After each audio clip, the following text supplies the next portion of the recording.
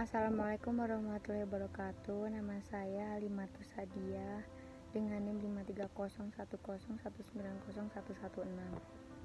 Di sini saya akan menjelaskan tentang keberagaman masyarakat Jawa pasca Perang Jawa, Islam pasca Orde Baru.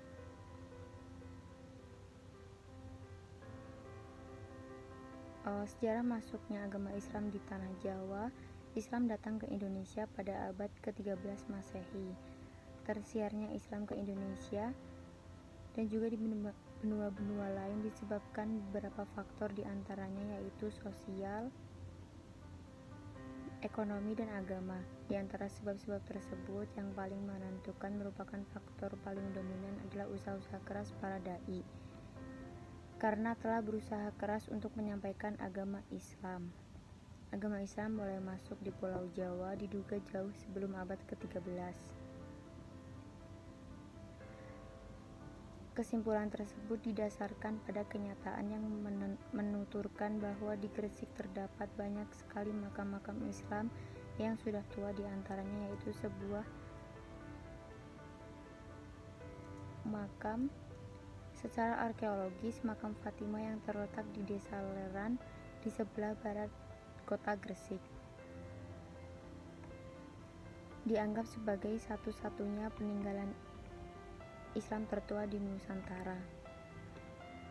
Dalam upaya menyebarkan agama Islam terdapat berbagai macam cara, antara melalui perdagangan, perkawinan, kesenian, pesantren, dan ajaran tasawuf. Dinamika keberagaman masyarakat Jawa pasca Perang Jawa. Satu dari banyak peristiwa besar yang terekam dalam dinamika sejarah masyarakat Jawa yang sangat heroik adalah peristiwa Perang Jawa. Perang yang tidak dapat dipisahkan dengan sosok Pangeran Diponegoro yang terjadi pada tahun 1825 hingga 1830. Perang yang dalam bahasa pemerintah kolonial dianggap sebagai pemberontakan ini dengan cepat tersebar ke seluruh wilayah Jawa Tengah dan Jawa Timur dan berpusat di Yogyakarta. Di akhir perang ini, pihak pemerintah kolonial kehilangan 8.000 serdadu kebangsaan Eropa dan 7.000 serdadu pribumi yang menjadi tentara pemerintah kolonial Belanda.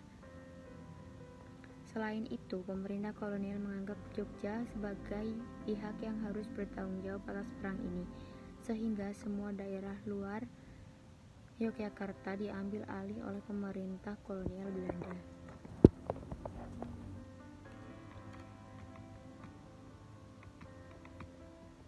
Sejarah Islam abangan dan populernya komunisme di masyarakat desa. Perang Jawa alias Perang Diponegoro yang dipimpin oleh Pangeran Diponegoro ini merupakan perang semesta yang melibatkan semua elemen masyarakat Jawa, mulai dari para pangeran dan priai keraton, para ulama, santri, serta masyarakat pedesaan Jawa. Kolonial Belanda sendiri untuk pertama kalinya menghadapi sebuah unsur berlawanan yang sangat rapi sekaligus modern, sehingga merombak total strategi perang. Meskipun perang ini praktis hanya melanda wilayah Jawa bagian tengah dan timur, serta berlangsung hanya 5 tahun, namun pengaruhnya meluas ke seluruh Nusantara dan terasa hingga hari ini. Inilah perang yang membuat pemerintah kolonial Belanda tidak hanya menghadapinya dengan kekuatan militer, tapi juga pendekatan sosial budaya. Kedahsyatan perang ini berhasil merugikan Belanda, baik secara material maupun non-material. Kas negara berkurang hingga 20 juta gulden. Bahkan di Eropa, perang ini memicu Belgia mengambil kesempatan untuk merdeka dari Belanda. Berkaca dan trauma pada perang ini, kolonial Belanda melakukan segala cara agar perlawanan serupa Diponegoro tak terulang lagi di Jawa.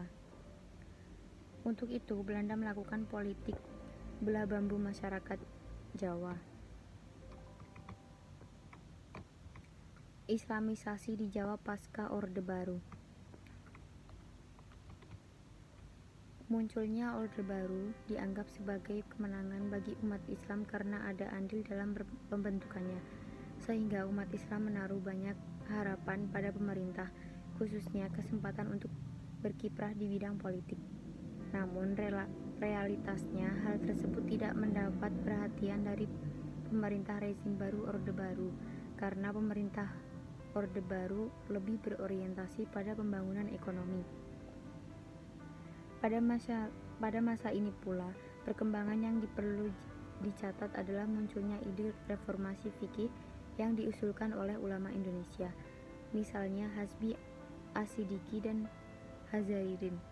Yang keduanya meninggal dunia pada tahun 1975.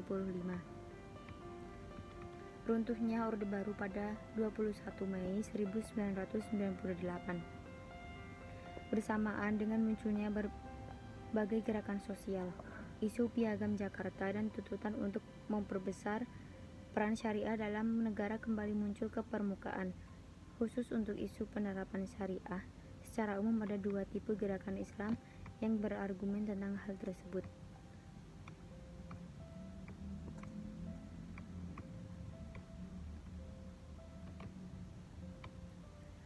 Agama Islam mulai masuk di Pulau Jawa diduga jauh sebelum abad ke-13.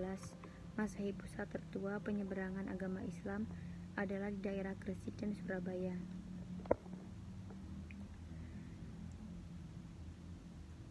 Nah, jadi kesimpulan tersebut didasarkan pada kenyataan yang menuturkan bahwa di Gresik terdapat bahwa banyak sekali makam-makam Islam yang sudah tua, di antaranya yaitu sebuah makam tua dari Fatimah binti Mimun yang meninggal pada tanggal 7 Rajab 475 Hijriah dan makam Malik Ibrahim yang meninggal pada tanggal 12 Rabiul Awal.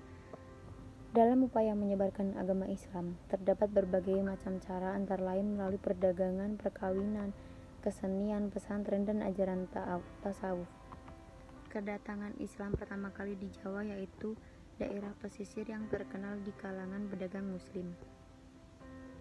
Dinamika sejarah masyarakat Jawa yang sangat heroik adalah peristiwa Perang Jawa. Perang yang tidak dapat dipisahkan dengan sosok Pangeran Diponegoro.